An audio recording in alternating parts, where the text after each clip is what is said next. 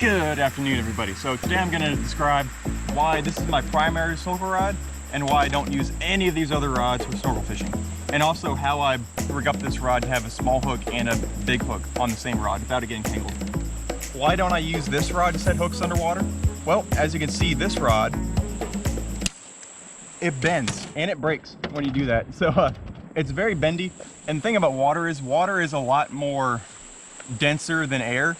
So when you set hooks underwater, there's going to be much more like pushing down on the rod, and you're not going to get as strong of a hook set. Now this, I'm not going to break this rod. Now this rod is a lot sturdier, as you can see, so it allows for much stronger hook sets. Now, if you're questioning, well, why is something sturdy important, then why aren't you using this rod? Well, this rod, it has a cork handle. The cork kind of gets caught in the current, and it kind of like pulls the rod back a little bit, and it can pull the rod out of your hands, the current. So that's going down there. Now, what about this rod? I have seen people use this rod. It is very sturdy. Wow.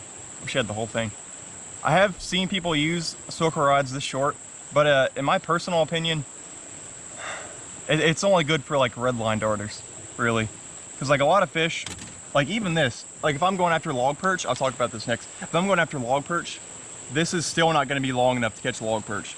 So that's why I prefer this size. It's because some fish are more skittish than others. Like I can hold it like this and still be close enough to redline darter to be accurate, or any kind of little notice darter and strong current, and it won't be too cumbersome. But yeah, this is just too short. You'll spook everything off before it even gets a chance to see the bait, unless they're like really aggressive shiners.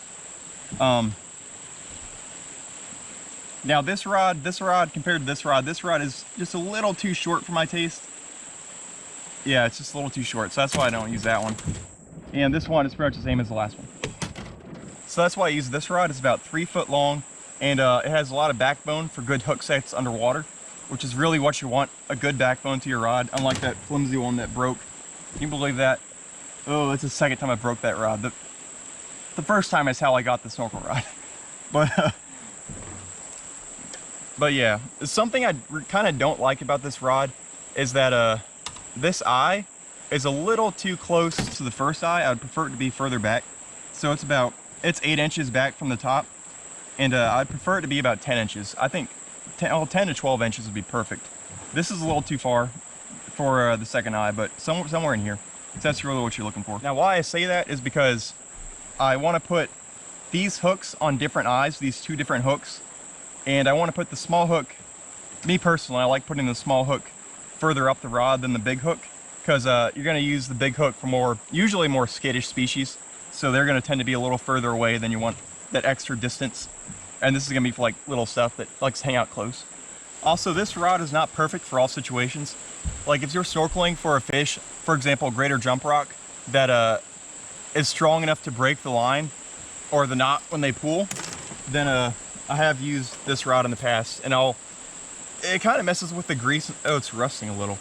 That ain't good, and it's bent. Well, that's cool. Using this underwater does not fare well with the rod. It usually runs a little bad after you put it underwater.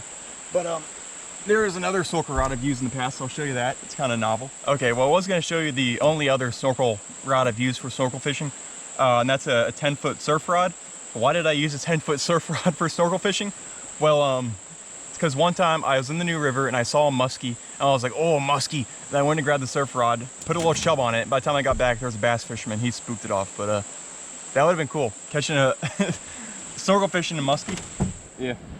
And there is another rod that I'll use for log perch. Actually, now that I think about it, 2 of the 3 species of log perch I've caught were on that rod, and that's because that rod is it's very long. Log perch, they like to stay on the edge of your sight when you're snorkeling. Like they don't like to be in your face. They like to kind of stay away.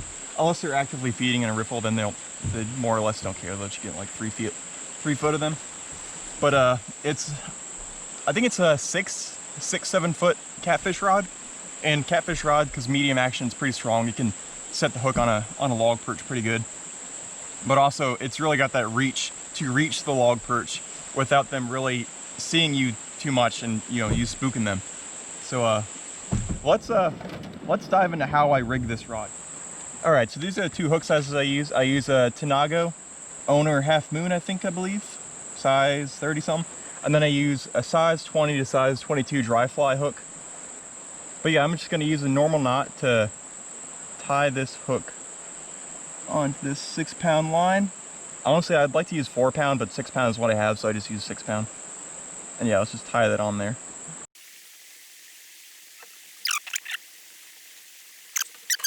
So this is a size 22 dry fly hook, and I will hook it on to the second eye from the top. Pull that much line out, and then pull a little bit more, and then cut the line like that. And now I'm gonna tie, with that still hooked onto the eye, I'm going to tie the top part up to the top eye with just square knot breakaway knots. So, because this is the easiest. So let's do that.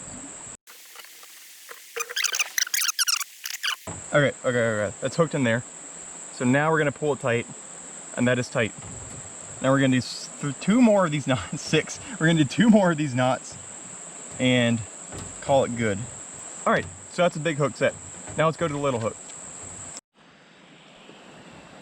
It's the second hook I've taken out of here, and they're already all about to just fly out of the container. Oh my gosh. Okay, so we're gonna do the same thing with the second one.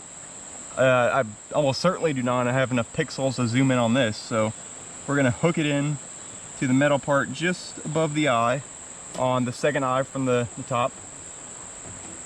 Pull that, have enough slack, bite it off.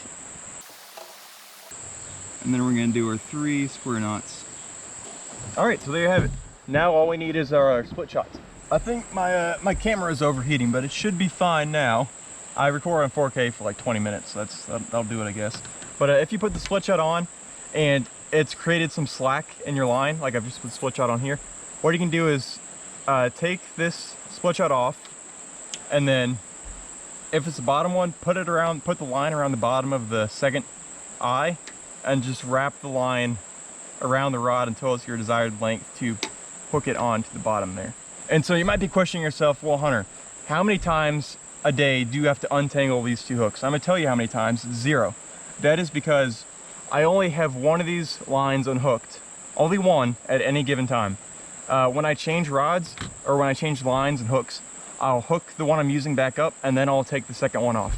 And it pretty much never gets tangled. Usually it gets wrapped up a little around the split shot, but it's never enough to really bother me. I don't really care too much. So there you go.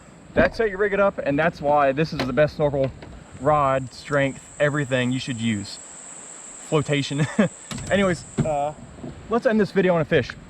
Oh, how about that? The Conaswaga is right there. That's Conaswaga River. There's like 20 species I don't have. Unfortunately, it's flooded, so I can't snorkel a whole lot. Oh my gosh, there's actually a beautiful little darter right next to me, right there. You see it? I have no idea what that is. I really want to get a closer look at it though.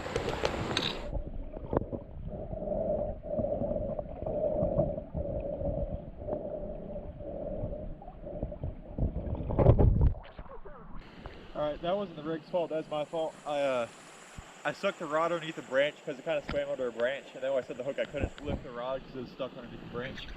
So let's try and catch one of these bigger shiners.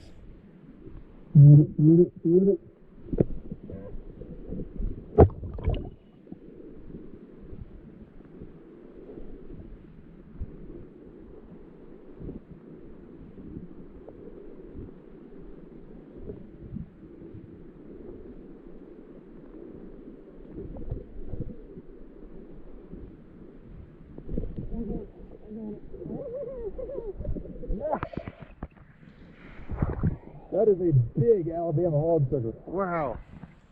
I've seen bigger, but this is probably the biggest one I've ever caught. Jeez. Yeah, it's good size. Look at that.